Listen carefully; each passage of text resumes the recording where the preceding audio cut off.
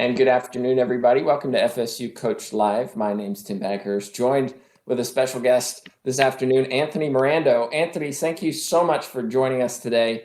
If you wouldn't mind, just introduce yourself a little bit. Tell us what you do now and how you got there. Yeah, so Tim, thanks for having me. My name is Anthony Morando. I am from Malden, Massachusetts, and I currently live in Grand Forks, North Dakota. So that's You said it like wide range. So I grew up 3 miles north of Boston. You'll hear the accent a little bit. I started in the field of strength and conditioning. I started at Mike Boyle Strength and Conditioning. I interned there while I was in my undergrad at Springfield College in Springfield, Massachusetts. And I interned at Mike's, and I got a grad assistantship at Boston College with football. And after Boston College, I ended up working for Coach Boyle for 6 years at Mike Boyle Strength and Conditioning. And along with working at Boston University as the head strength and conditioning coach for men's ice hockey. And from there, I had a good little career there along with Mike's, and I decided to make a change. My wife is from North Dakota. Her and I met on a trip while I was at BU. We were playing North Dakota. Met her on a trip, met again, and I moved to North Dakota in 2015. And geez, I'm trying to just go through this timeline here. I moved away from North Dakota. I took a job at Minnesota Duluth with men's and women's ice hockey for a year. And then I moved back to North Dakota. And the job I took in North Dakota the first time and the second time was a unique job with Exos and a health system. Mm-hmm. And it's pretty much a performance facility inside of a health system that's now attached to the health system. And that's really, all I need to say about that. I work in a similar facility like Mark Verstegen's in Arizona via Exos. I work in a similar facility like a Mike Robinson's in Indiana. Performance, that's the name of the game now. And I've been through different places, and it's been quite a ride, and it's not even close to over, I bet. So I want to come back to ice hockey in a minute, but yep. You work with a variety of individuals. And so what are some of the challenges you face working with, a junior athlete versus a senior athlete, a high-level athlete versus somebody kind of getting into sports in the first place? Yeah, I think the challenges I constantly face is it's personalities. Personalities will always be a challenge. There is some nepotism.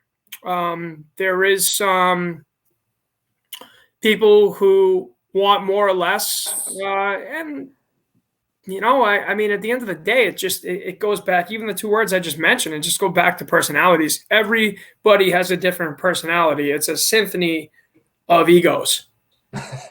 It's all it is. Coaching is too. It's a symphony of egos. It's just, whose political opinion is going to get fired off first? Who's going to talk about, what squat's better? Who's going to talk about, my coach back home lets me do this? And you're going to constantly deal with that stuff when it comes to athletes, Tim. When it comes to adults, you're going to constantly have to challenge the adult client population with variation, and you're going to constantly have to get creative. So you just have different challenges with different populations, different categories. If we go back to youth athletes, do you have challenges with parents and also with maybe sports specialization too young? Yeah, absolutely. So where I live is a huge hockey-based community, right? Their college team, just picture Penn State football. If you're living in Happy Valley, it's a really just small town. Same with Grand Forks, North Dakota. You got less than 60,000 people. Their college hockey program is essentially it's a god, and everybody rallies around that arena on a Friday and a Saturday night during hockey season, which I completely respect, and it's really cool because it definitely symbolizes that moral matrix. That top of that matrix would be community, strong community. With that being said, the intent and the aim for most people would be to play or have their kid play at the University of North Dakota. Not everybody from Grand Forks playing Grand Forks High School hockey is going to be able to play at UND. So the assumption kind of is, look, this is the program I'm in. This is the training I'm getting. Therefore, I should be.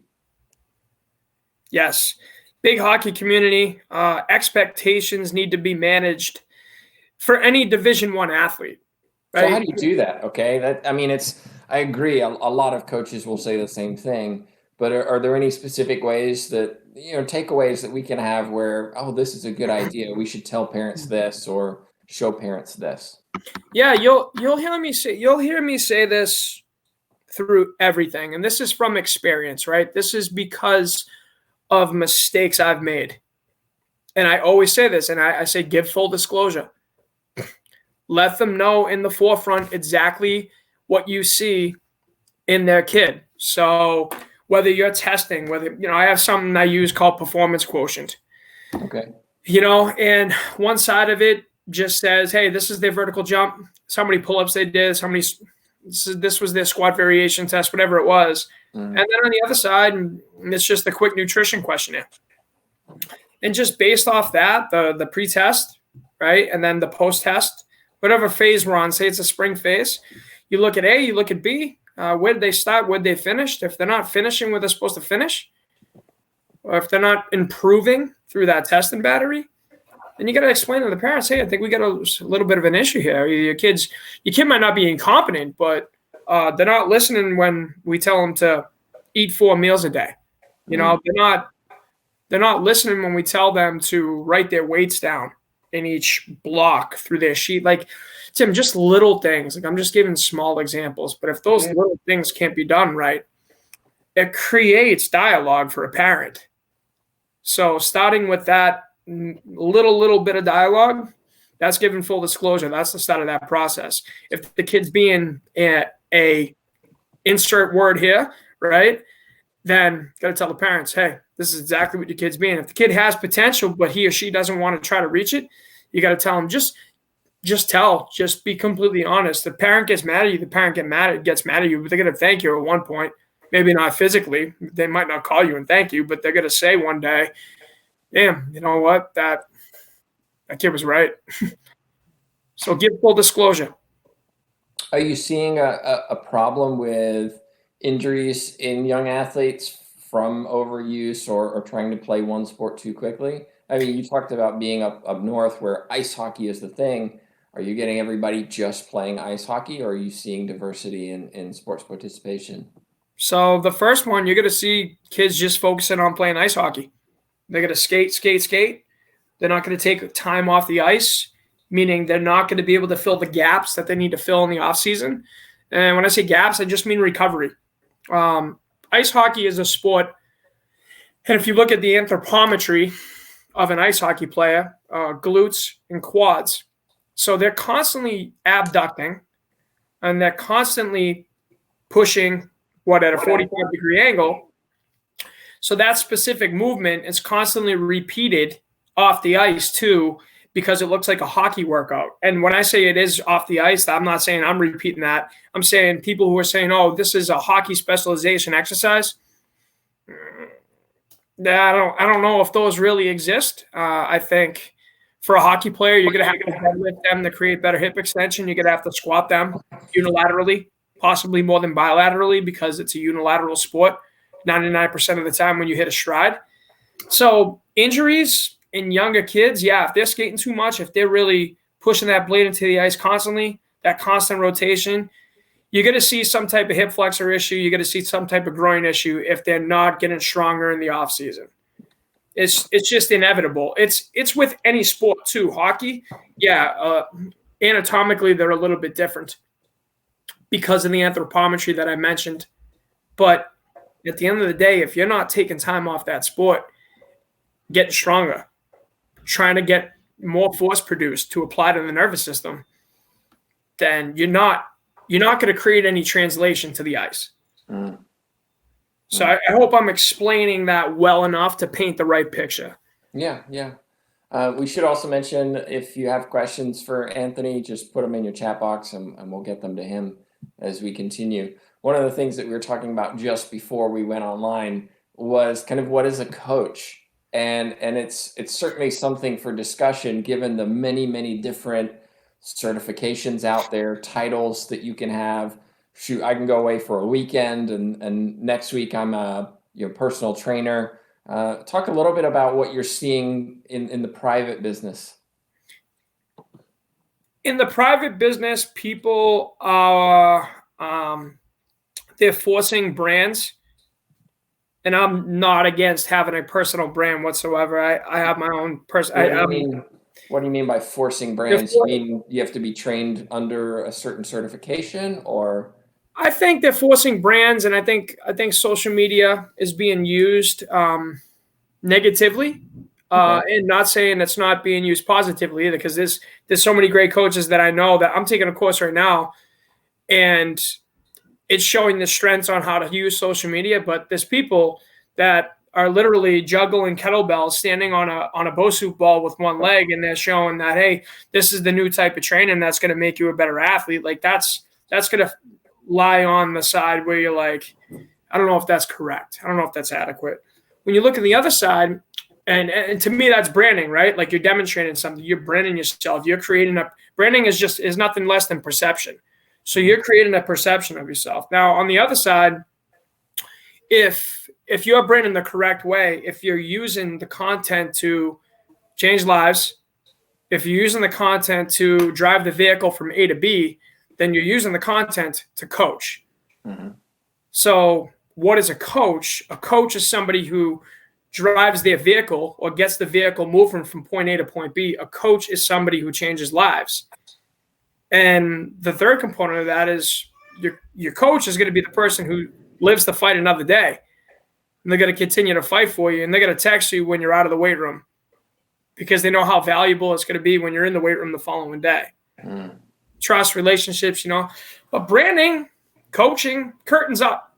So automatically you're branded. It's just we're on a just because this is live. This is live. So yeah, it's a bigger stage, but we're on a stage every day for coaches. Right. Constantly. So constant coaching. Mm. If I can take you back to your coaching ice hockey, because that's primarily what you've been doing and what you're known for and your experience. Do you train different positions in hockey differently, or is it strength is strength, power is power? We're going to have a base type of training and then focus a little bit more later. It's looking at every position. You're saying to yourself, not necessarily just every position, but what does this player need? It used to be, I used to get too fancy when I was younger. You say, oh, the defenseman going to do this, goalie's going to do this, forward's going to do this. And it works because you got buy-in, because your players trust you. Especially when they trust your personality, they trust your care in the program. You can pretty much do whatever you want. And I'm not saying make them juggle those kettlebells, but what would I do differently? It all comes based off the assessment that I give to the athlete. Call it an FMS, you can even use a dynamic warm-up. Like we're getting too fancy with assessments. People don't even call it assessment anymore. They call it this evaluation, and it's 2 hours, and like look, find, identify. With those looks, with those findings, with those identifications, formulate the program that's going to fit the individual. Globally, yeah, you want to look at your team and you want to say, okay, we're all going to squat today, but Trey might be doing a unilateral split squat, non-axial loaded, because he has a back issue. Koopa might be doing a front squat because he has zero thoracic extension. And then Josh might be doing a back squat because his back squat just looks better than his front squat and he's got zero lordosis.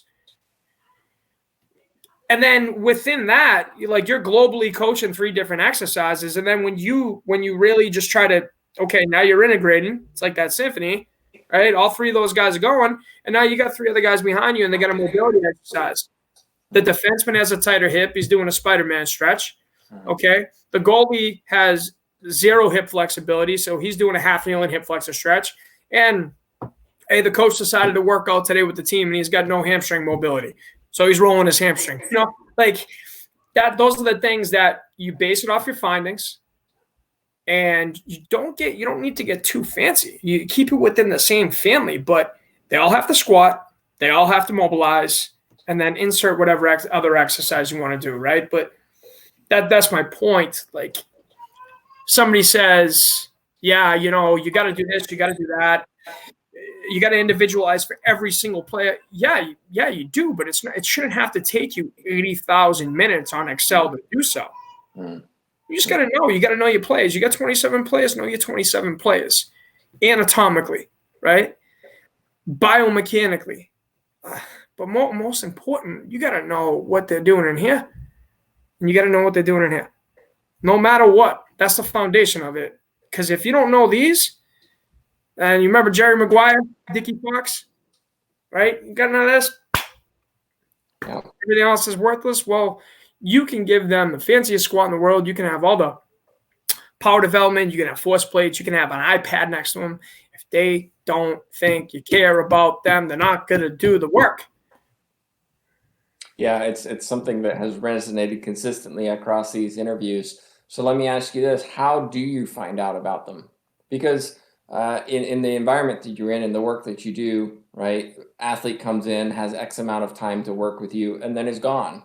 So what strategies do you have to make sure that you do know them and they trust you and are motivated to work with you when the time comes?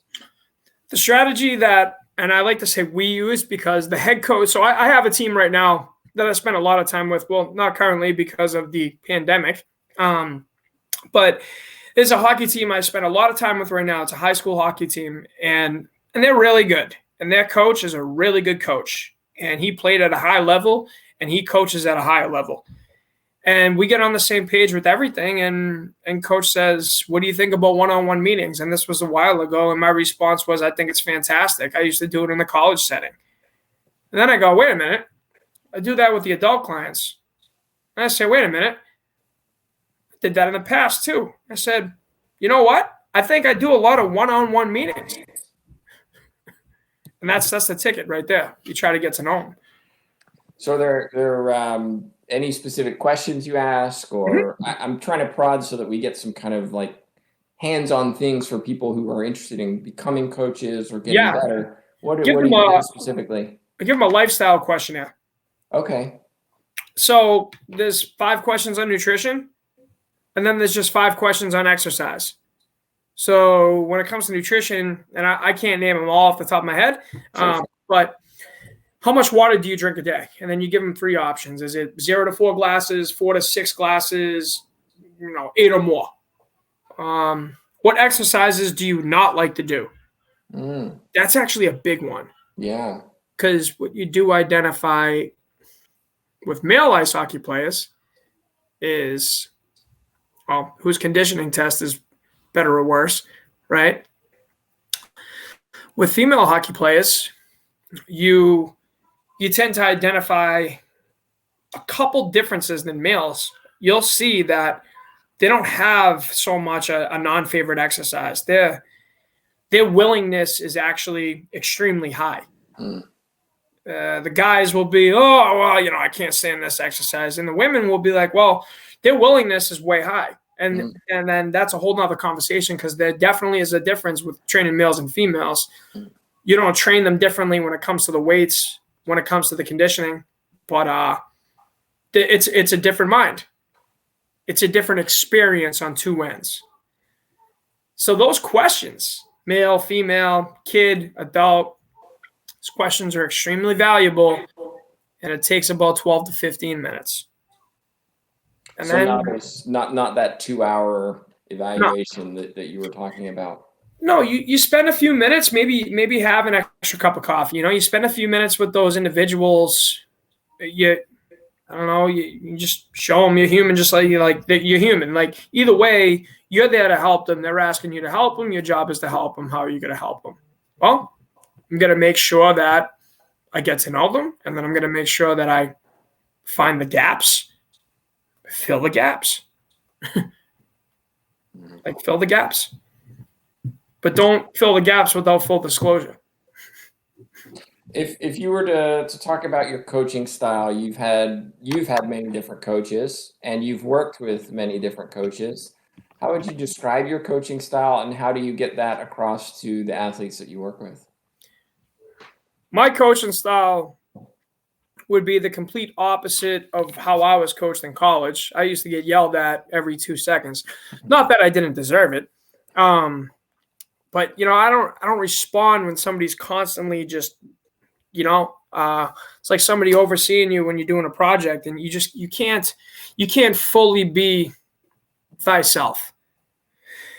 So the style that I have, it's for every kid, for every adult, for every whatever, you definitely have to turn on a different switch because everybody's different. But I would like to say that I am fair, but demanding. High Or demanding, standards. or demanding but fair. Yeah, like if you're gonna ask for my help, and you're paying me money, then I'm gonna give you everything I have. Mm. And my expectation is just reciprocity. You don't need to look like Arnold Schwarzenegger. You don't need to come out with a gleaming 6-pack and a tan. That's not fitness. That's not coaching. That it doesn't have anything to do with that. But like, you want to see improvement. If somebody's injured, you want to see their injury dissipate. If somebody's overweight, you want to see them lose weight, right? If you have an athlete who can't break that cycle of his or her bench press, they can't break that 200-pound mark, you want to see them get the 205. Sure.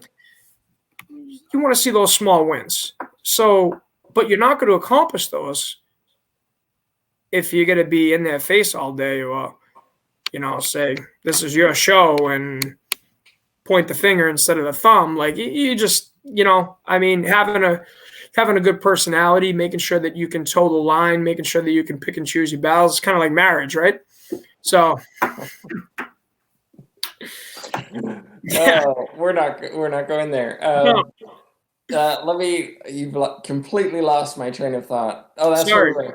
So we're not as young as we used to once be, and we're not as athletic as we used to once be.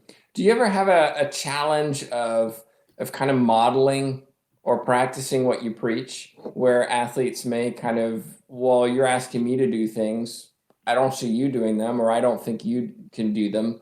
Is that an issue for you, or have you seen it change over time as you've matured as a coach, where it's not as important as it used to be?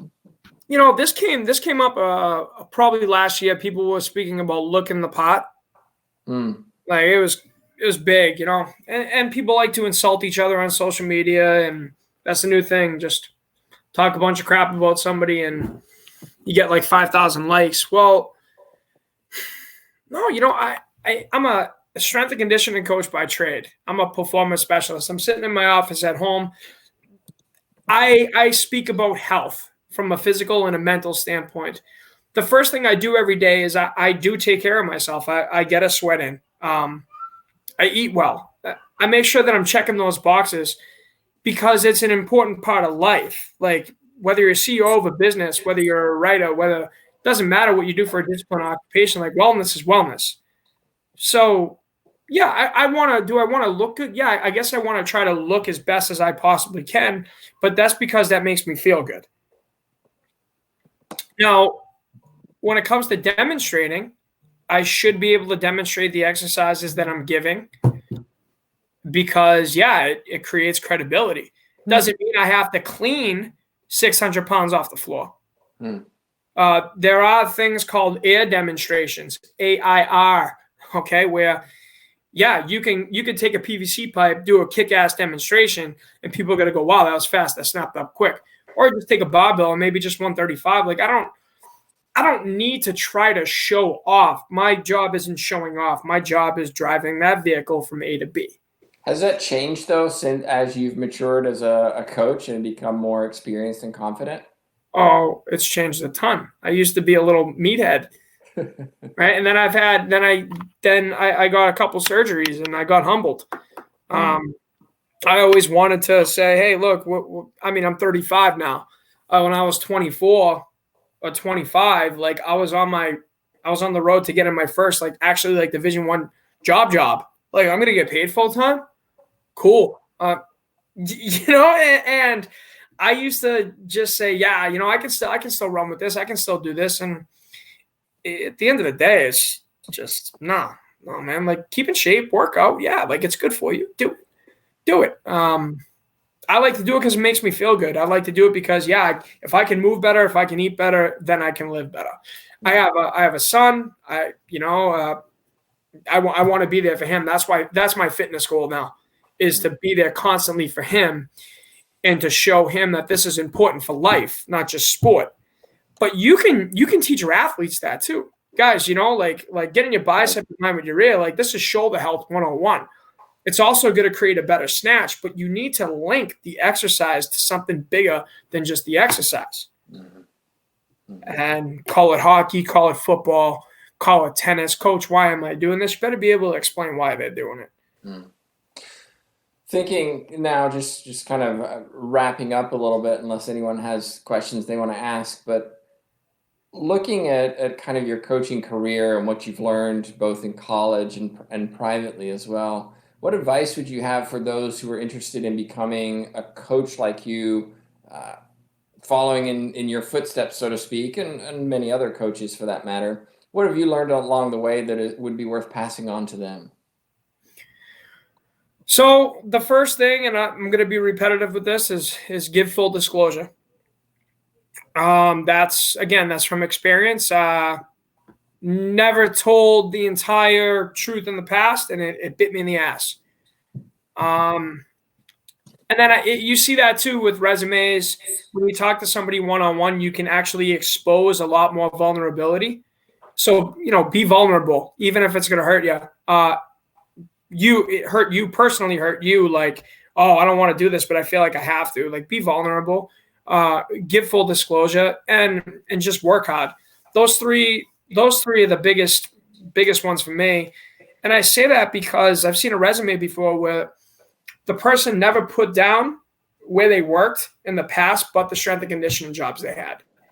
And I said, oh, would you used to work? And the person goes, oh, I used to work at the liquor store. Yeah, why didn't you put that down? He was like, oh, I used to work. What did he do? I think he served at Ruby Tuesdays or one of those chain restaurants, right? I said, how come you didn't put those down? And he's like, oh, I don't know. I didn't think it was, whatever, highlighted enough. I didn't think it was shiny enough for the job. And I said, man, like if you put those down, I probably would have called that person earlier. Because it shows that your collar, it's blue, you're humble. Like you'll do whatever it takes. When you're a strength and conditioning coach or you're a coach or you're in the training profession, yeah, like you got to be willing to work. Your days aren't short days. Not short days at all. Neither are mine. They're not going to get any shorter. So that's where the work hard concept goes in. Like you can be the smartest coach in America. You can have all the certifications, all the letters you want. If you aren't willing to work hard and you aren't willing to admit and be vulnerable and put forth that effort, one foot in front of the other, you're not gonna get too far. Got to be relatable to people. Well, if somebody wants to get in touch with you, has some questions, follow up with you, and I know if you haven't yet, Anthony's been putting up some videos of exercises and things you can do in the home as well, and you have a blog. What's the best way to get in touch with you? Yeah, so the best way is my Instagram. It's the same as my Twitter feed. Okay.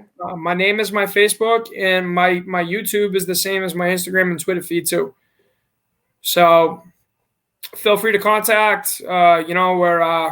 I'm constantly at it, constantly thinking, constantly trying to learn, and I really enjoy what I do, and I always want to be in this profession simply because of conversations like this. So, Yeah, well, it's been great having you on the show. Speaking of shows, let me tell you, everyone watching, what we have coming up tomorrow and the rest of the week. Tomorrow we've got Brooke Niles, the Seminoles beach volleyball coach. Very excited about her coming in and talking about beach volleyball, and she's a fairly new coach at Florida State, and so has some new perspectives as being that new coach. And then looking at the rest of the week, we finish out on Friday with Chris Yates, sports TV broadcast journalist. So we'll talk to him about how coaches should interact with the sport media profession and journalists, etc. Anthony, thank you so much for joining me. Really appreciate your contributions, and hope that people reach out to you if they have any questions. Thanks a lot, Tim.